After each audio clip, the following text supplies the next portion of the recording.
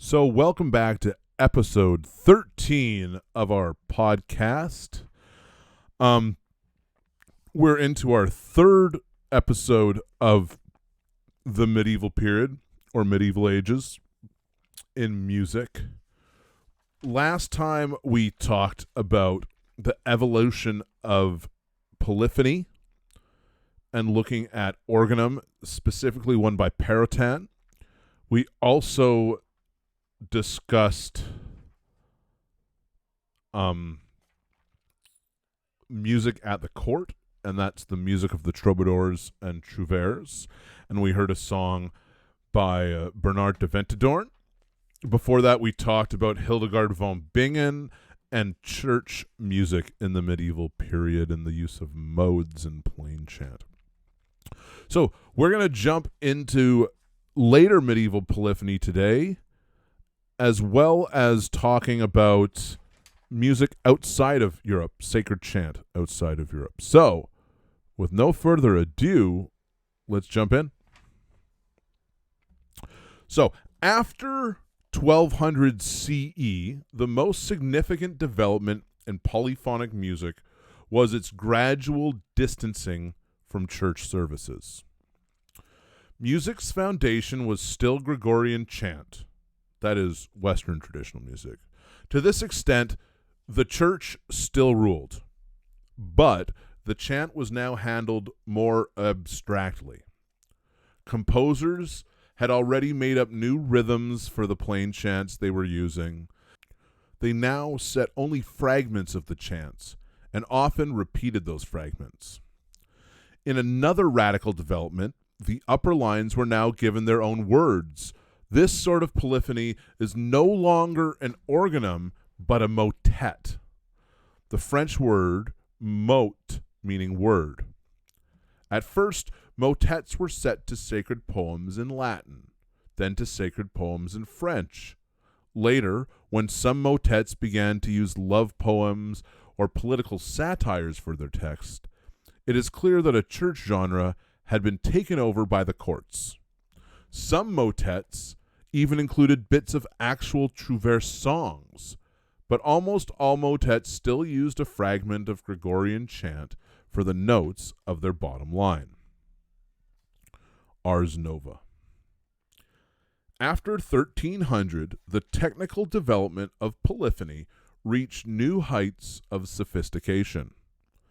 Composers and music theorists of the time began to speak of an ars nova, or a new art or new technique. The organum and motets of the Notre Dame composers were now regarded as ancient arts, or ars antiqua. Some historians have compared the 14th century with the 20th, for it was a time of the breakup of traditions, an age of anxiety, corruption, and worse. Bubonic plague, the Black Death, carried away an estimated 75 million people at a time when the papacy had been thrown out of Rome and two rival popes claimed the allegiance of European Christendom. The motet grew increasingly secular, intricate, and even convoluted, like the painting, architecture, and poetry at the time. The new intricacy of the motet was mainly in the area of rhythm. The ars antiqua composers had introduced rhythm and meter into organum and the motet, as we have seen. The composers of the ars nova carried their innovations much further. Rhythms seem to have obsessed them. They superimposed complex rhythmic patterns in the various voices so as to produce extraordinary combinations. Rhythms of such complexity are standard in much African music, but in Europe we have to go all the way up to 1950 to find anything like the dizzy rhythms of the advanced new music of the 1400s.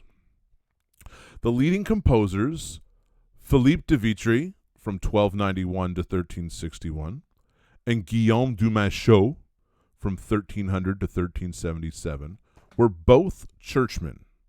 Vitry ended his life as a bishop, but they were political churchmen serving the courts of France and Luxembourg. Machaut was also the greatest French poet of his time, admired and imitated by his younger English contemporary, Geoffrey Chaucer. So we're going to take a look at the motet Chant et Moi by Guillaume de Machaut. Following tradition, Machaut based this motet on a repeated fragment of plain chant taken from the Eastertide services. On the recording, it is played on a viol, an early bowed string instrument. Above this, he wrote 2 faster counterpoints set to love poetry, very artificial and elegant poetry in both form and content. You can see it here on the screen. To the medieval mind, there was nothing sacrilegious about combining these sacred and secular elements.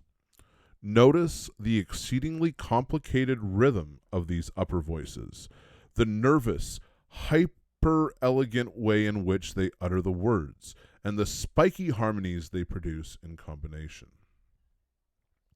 As the voices stop abruptly, rest, and then start up again, they create an intriguing texture, perforated, sparkling, asymmetrical. To make things even more intricate, the 2 singers actually sing 2 different poems simultaneously. Each of these poems contains several stanzas with the same syllable counts and rhythm schemes, but Machaut, unlike a troubadour composer such as Bernard, does not repeat the same melodies for each stanza. A more esoteric system of repetition is at work. Successive stanzas are set to entirely different melodies in each voice, but these melodies have basically the same overall rhythm. Complex patterns of over 80 notes in the soprano and 40 notes in the tenor. This technique of writing successive lengthy passages is identical rhythms but with distinct melodies is called isorhythm. Isorhythm represents the height of late medieval ingenuity and artifice, and it is hard to know where anyone was ever expected to hear such purely rhythmic repetitions. There are fast echoes between the soprano's 2 words in line 7 of her poem and the tenor's 2 words in line 2 of his. Thus, Douter, espoir, c'est le devoir. This amusing device is called hocket. Compare our word hiccup.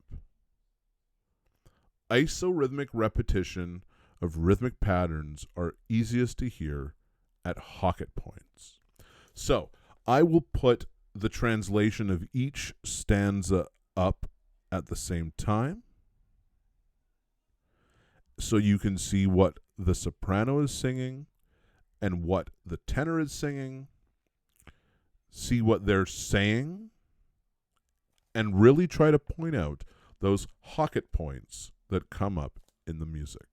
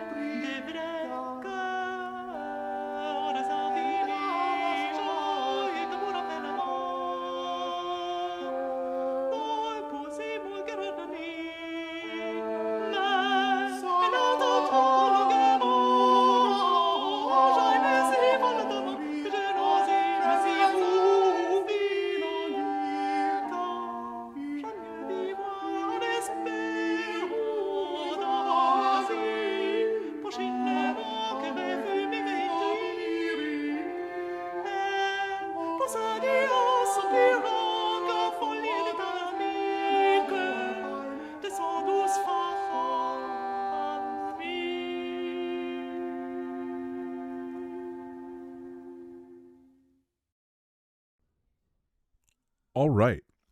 So, before we move forward into the Renaissance in Europe, let's take a brief look beyond Europe and look at sacred chants in some other places. The vast number of cultures that exist or that have existed in this world all generate their own music, or, as we say, their own different musics. Often they are very different indeed. The first time South African Zulus heard Christian hymn singing, they were amazed, just as much as the missionaries were when they first heard Zulu music.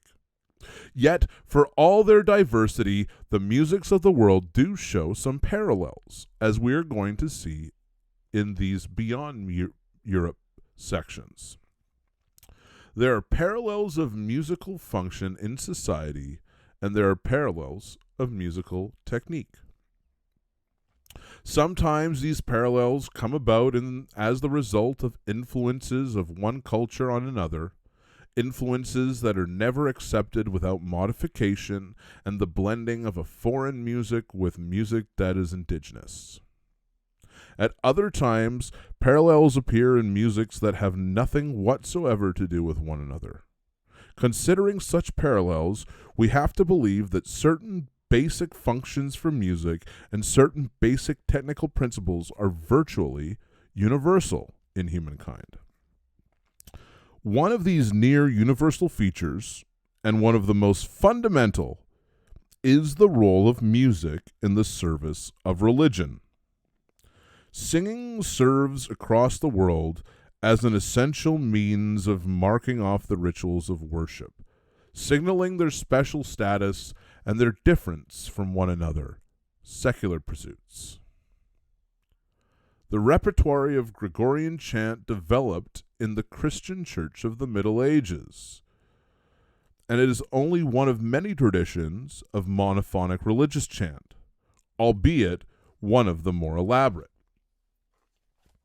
So let's take a look at a few different types of sacred chant.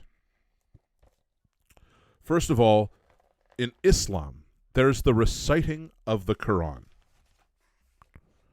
Another highly elaborate tradition of chant is found in Islam, practiced today by about a fifth of the world's population and the dominant religion in some 50 nations.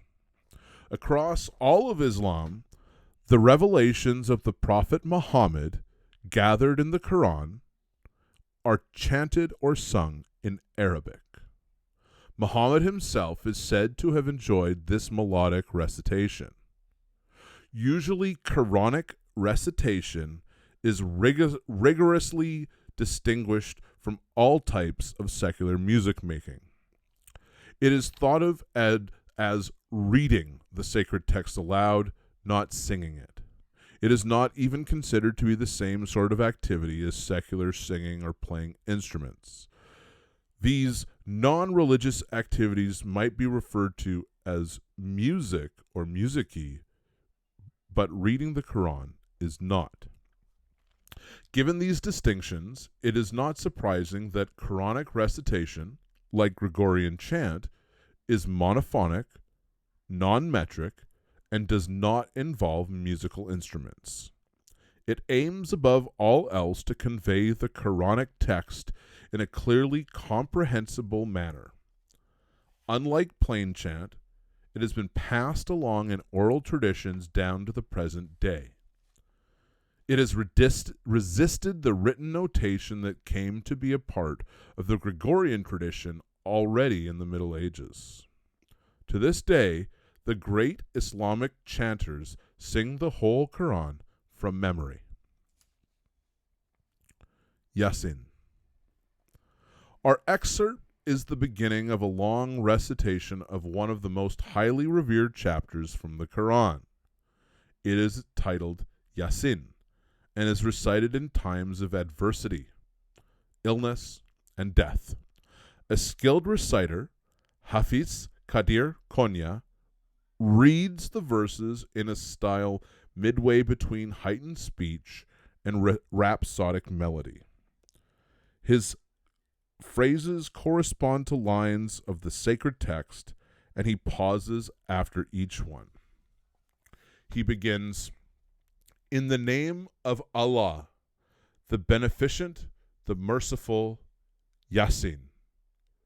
By the wise Quran, lo, thou art of those sent on a straight path, a revelation of the Mighty, the Merciful, that thou mayst warn a folk whose fathers were not warned, so they are heedless.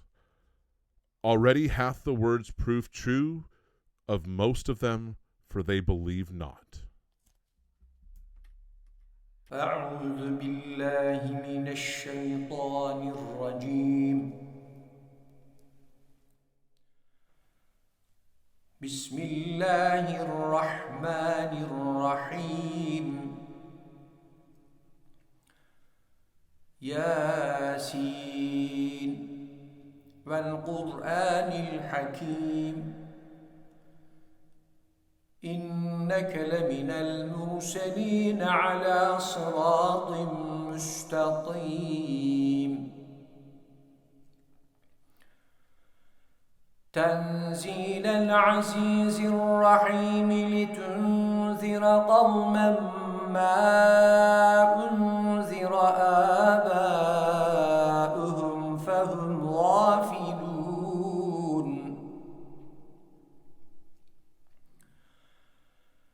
لقد حق القول على أكثرهم فهم لا يؤمنون. إنا جعلنا في أعناقهم أغلالا فهي إلى الأذقان فهم مقمحون.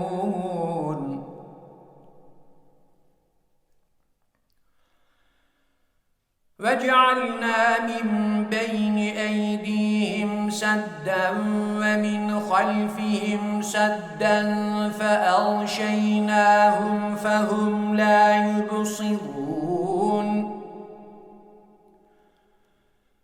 وسواء عليهم أأنذرتهم أم لم تنذرهم لا يؤمنون.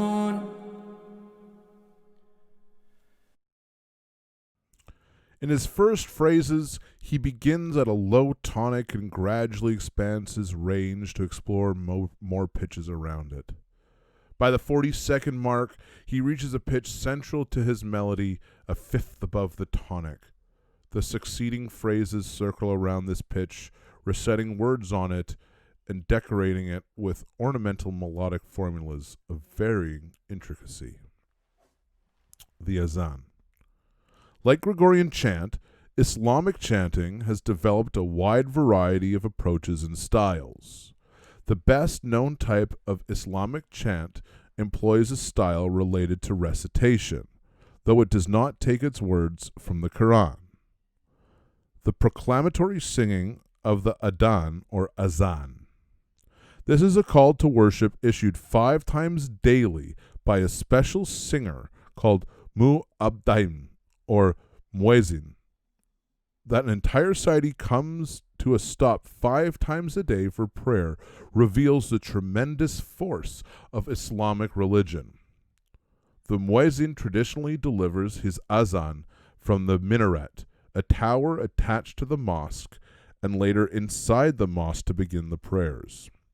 In Islamic cities today, the azan is often broadcast over loudspeakers to enable it to sound over modern urban noises. Hawaiian chant. We should not be too surprised to find certain broad similarities between Quranic and Gregorian chant. Both Islam and Christianity emerged from the same region, the Middle East, and Muhammad drew on elements of Christian doctrine in forming his new religion. He counted Jesus Christ as one of the Islamic prophets. It is more surprising to find some of the same features in religious chant from halfway around the globe, in Polynesia, in Hawaiian prayer song, or mele pule.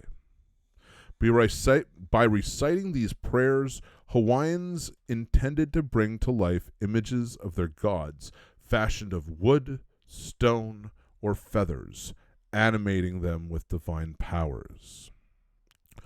Our brief example shows a style similar in some general ways to our Gregorian introit and the Quranic recitation. It's monophonic, like all traditional Hawaiian song.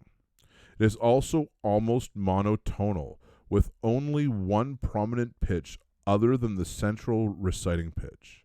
In this, it contrasts with more active melodic styles used in other Hawaiian genres of song, especially love songs and mele hula, or hula dance songs. The mele pule takes its rhythm from the words and shows little trace of meter. Though nearly monotonal, it is ornamented with a stylistic feature much prized in many types of traditional Hawaiian song: a clear, pulsating, almost sobbing vibrato, or wavering pitch that the singer, Kaui Zutermeister, introduces on long syllables.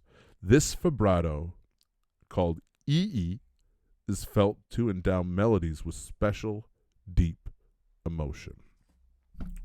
So that's where we'll leave that today. We'll finish off with that recording of Hawaiian Chant. So that brings us to the end of the Middle Ages, and next week we will be beginning to explore the Renaissance, or rebirth. So, until next week, here is our Hawaiian Chant.